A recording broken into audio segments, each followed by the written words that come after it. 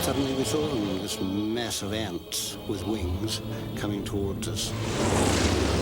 The invincible Luftwaffe gets the order to attack England. A handful of Royal Air Force pilots face the onslaught. The destiny of Europe hangs on this epic battle for the sky. Wir als Piloten. We as pilots were entirely convinced at the time that we could defeat the Royal Air Force.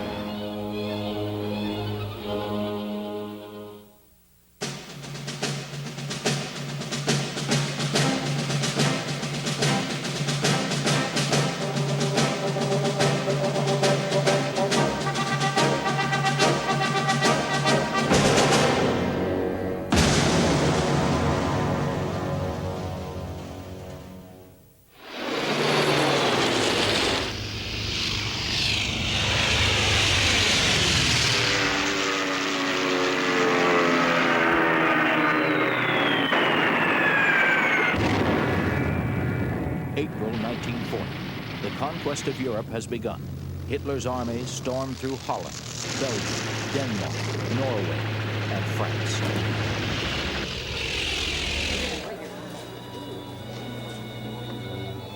Remnants of British and French battalions trapped on the beach at Dunkirk are pounded by the Luftwaffe and blasted by German artillery.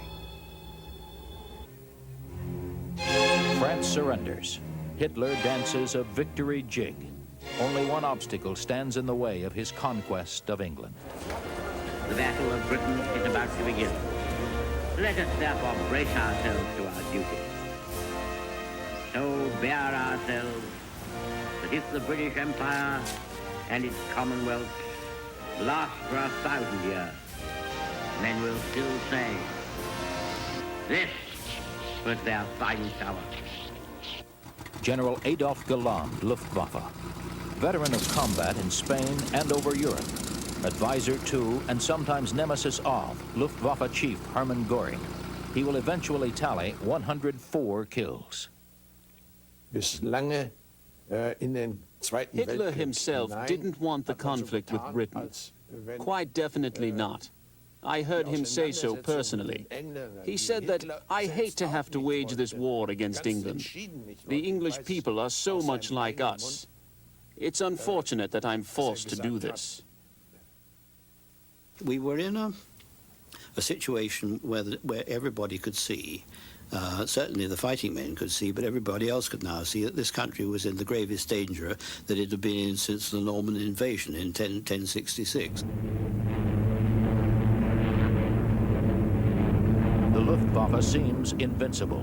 Göring arrogantly assures Hitler that Britain will beg for peace in a matter of weeks or be destroyed from the air.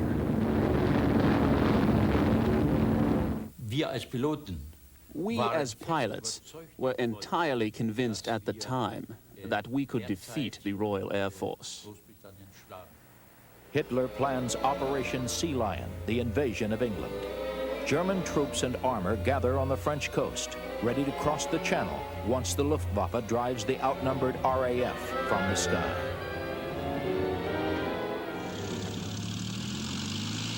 Only 700 RAF planes stand against the Luftwaffe's 3,000. British pilots are largely untested, young men barely out of their teens. Johannes Mackie Steinhoff, Luftwaffe. A brilliant leader, he'll survive 5 crashes and nearly die in the flames of one of the first jet fighters. Steinhoff will score 176 kills. The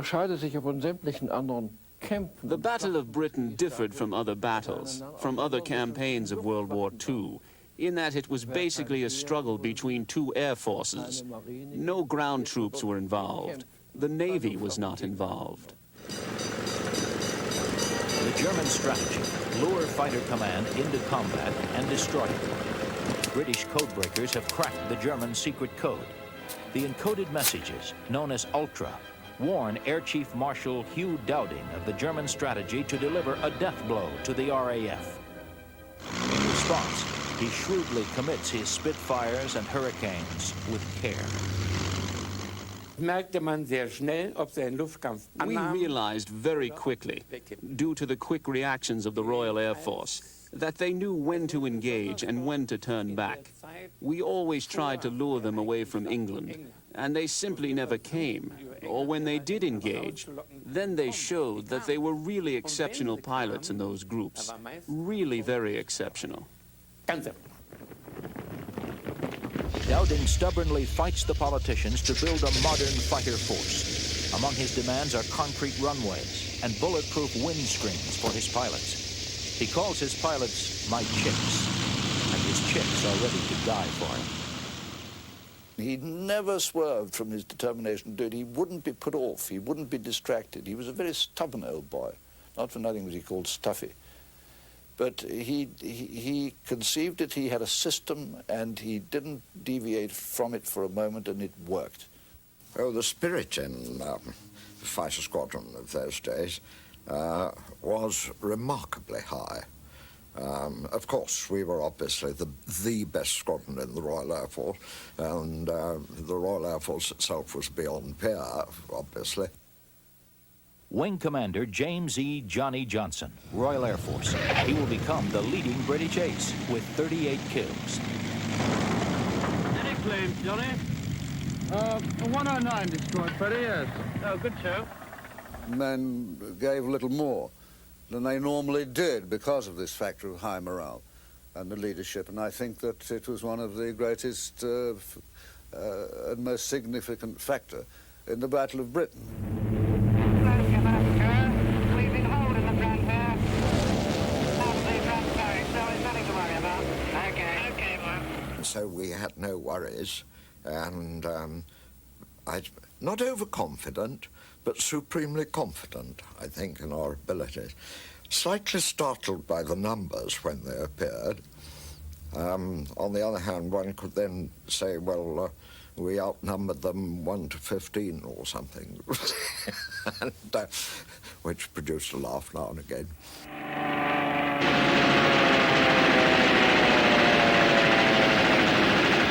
Dowding's chicks peck at the Luftwaffe, taking their toll. 20 British fighters take on 100 of the enemy.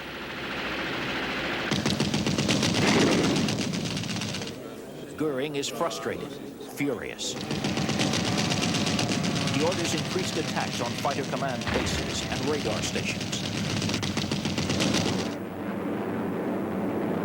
Before the invasion can be launched, the Luftwaffe must control the skies. Time is critical. Autumn storms will soon rage over the channel, making an invasion impossible. The pilots of Fighter Command will not quit. Bless 'em all, bless 'em all, the long and the short and the tall. Bless all the sergeants and WO1s, bless all the corporals and their thinking sons, 'cause we're saying goodbye to them all. As back to their billets they crawl. You'll get no promotion this side of the ocean, so cheer up, my lads, bless 'em all. Bless 'em all, bless 'em all.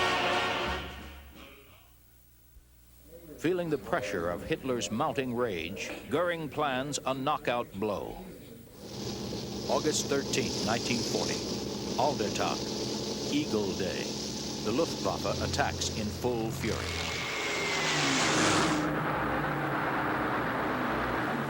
British radar pinpoints the assault, and the Royal Observer Corps alerts Fighter Command. Dowding's early warning system works. Spitfires and Hurricane fighters are dispatched with speed and accuracy. Wing Commander Desmond Sheen. He will tally 7+ kills. He is among the first to intercept the German onslaughts of Aldertag, Eagle Day. We were sent off a squadron, there were 11 of us, to intercept a formation of 100+ coming from Norway.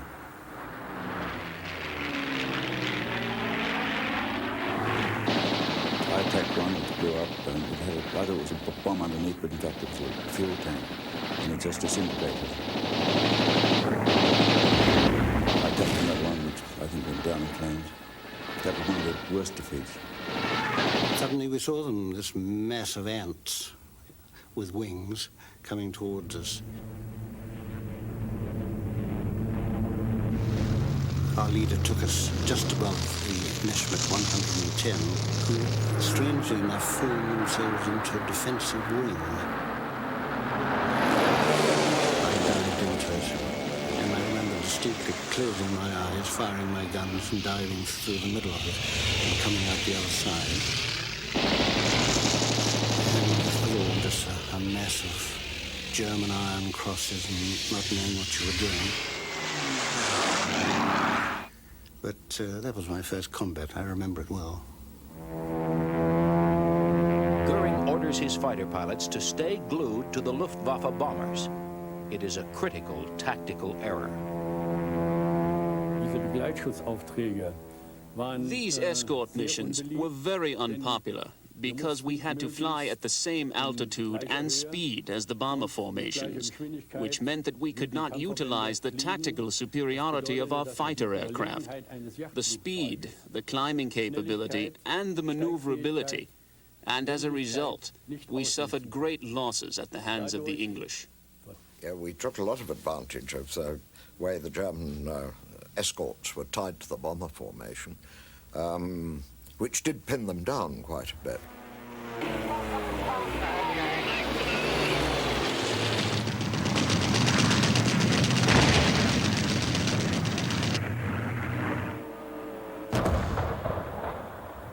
On Eagle Day, Fighter Command's losses are half that of the Luftwaffe. But damage to airdromes and radar stations leave England on the edge of defeat. A miracle is needed. It arrives in the form of a mixed blessing. On the night of August 24th, a German navigator miscalculates and bombs rain down on a residential section of London.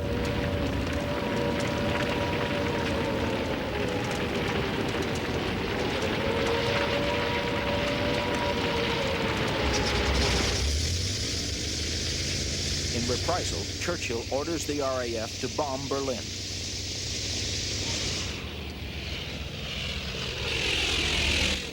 Humiliated, Hitler orders a shift in strategy. The Luftwaffe will concentrate its attacks on London. It is a fateful decision. London is devastated, and thousands of civilians die.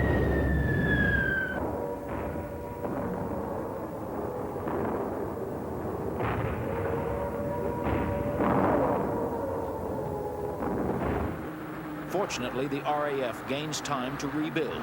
The Battle of Britain will reach a fiery crescendo.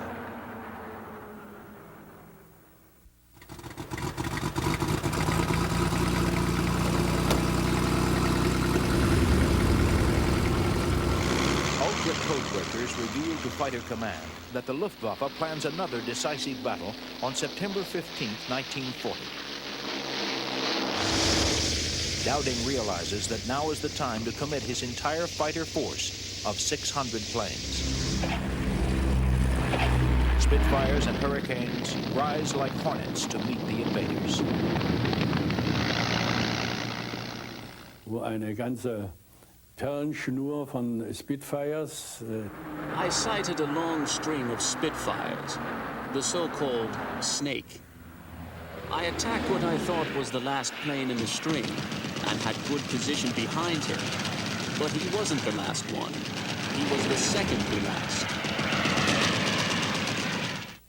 And a lot of 109s came round, and I remember sitting there and saying how pretty these are, these little aeroplanes with blue underneath and black crosses.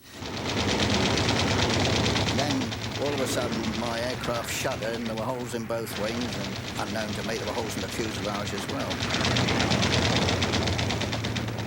But the chap that was shooting at me overshot. The next moment, there's a 109 sitting in front of me. And you know, if you're like in a very frightened and angry thing, I just pressed the firing button and wasted an awful lot of ammunition of 30-odd seconds. And the next moment, there was a woof, and down he went near Maidstone.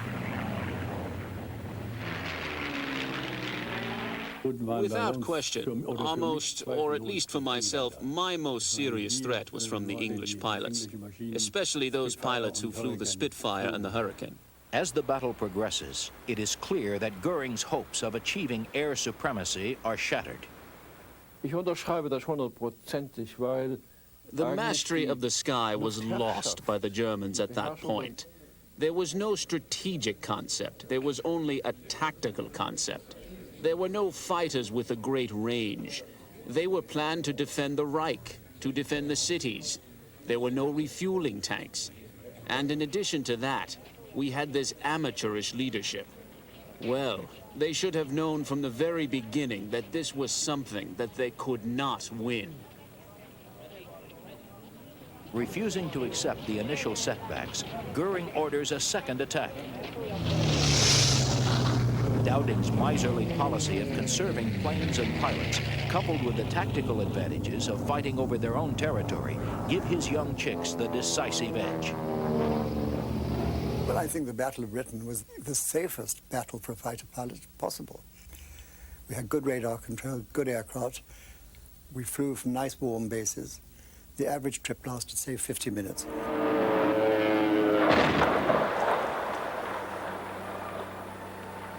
A sergeant pilot being picked up out of the drink in the nick of time. It happens every week. Shot down, nearly drowned. But if you think he's finished, you're as crazy as Hitler. In the Battle of Britain, of course, we were fighting over our own territory. We were flying sometimes 4 or 5 sorties a day. And, you know, we were pretty tired. Dass unsere Jagdflieger 1000 Einsätze und mehr geflogen. Our fighter pilots flew 1,000 sorties each. When you look at the English, they flew 80 or 100 sorties, and then they were pulled out and used in their home base. We could not afford to do this. The German fighter pilot would have to continue his mission for as long as he was physically capable, until he was wounded. After the battle, Goering rails at his combat-weary fighter pilots, accusing them of cowardice. The German fighter pilots came to the Channel coast triumphant, victorious, after their rapid successes in Europe. And by Goering's orders and Counter's orders, and coming down to the Channel coast and threatening them to have them shot and so on, and telling them to do it, he destroyed their morale. On the next day, the second Luftwaffe assault is beaten back.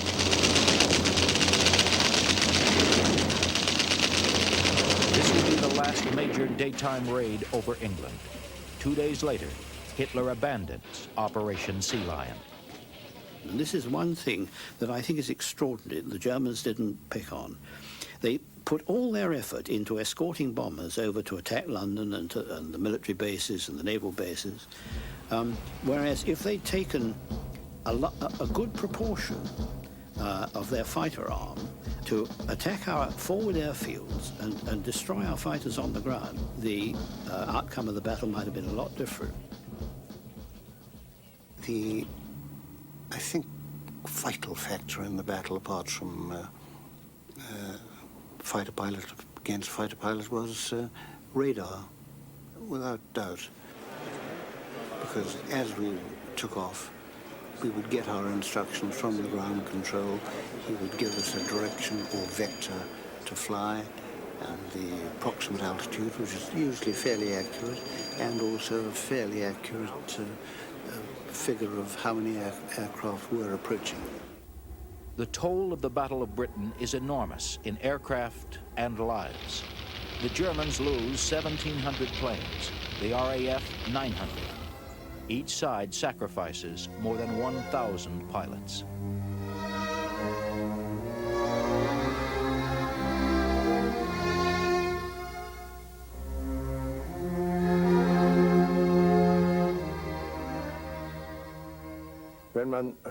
If you ask, what were the mistakes that caused the loss of the Battle of Britain, you have to cast a wider net and ask yourself, was the Luftwaffe suited or built for and armed for such a purpose? Were the airplanes suited? Were the tactics suited?